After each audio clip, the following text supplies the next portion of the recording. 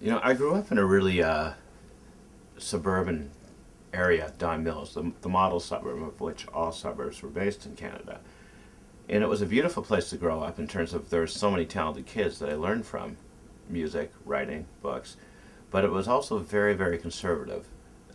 By that I mean I had no experience at all with girls. So suddenly I was like 18, 19, living on my own, and I was running into a whole different kind of girl that I didn't even know existed. I didn't know females could think the way some of these girls were thinking, and I'm talking the early 70s. And at the time, you know, the world was changing. You know, Fear of Flying had just come out by the writer Erica Jong. That great writer Germaine Greer had written The Female Eunuch.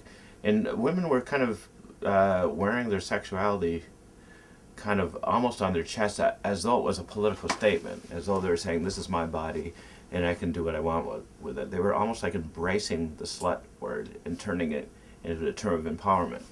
I didn't really understand that at the time. All I knew was there was this woman that I was falling desperately in love with, and I just thought everybody was naturally monogamous. My parents always had stayed together. Well, this woman didn't want anything to do with monogamy. She wanted to get close with me, so to speak, but she wanted to be close with a lot of other guys at the same time. And I found this to be terribly distressful.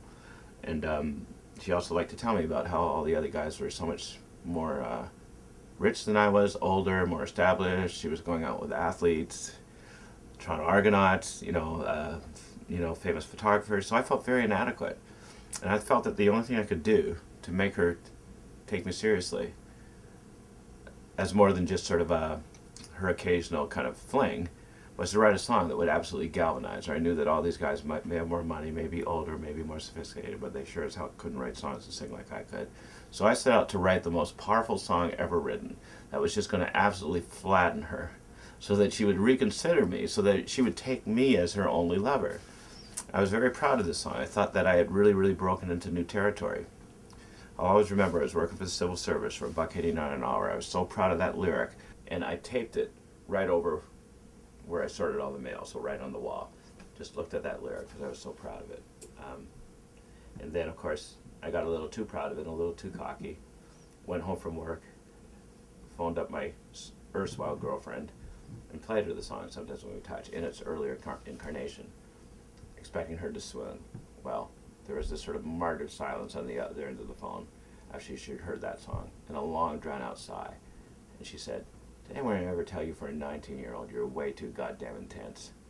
I'm leaving town with the CFL football player. He just got cut, and we're moving to North Carolina." And bam, she was gone. That was the first of many unintended consequences of Sometimes When We Touch. You think you're going to do one thing with a song, it does something else. You know, I was a very intense guy. Sometimes When We Touch was a very intense song. And sometimes when we touch, the honesty's too much, and I have to close my eyes and hide.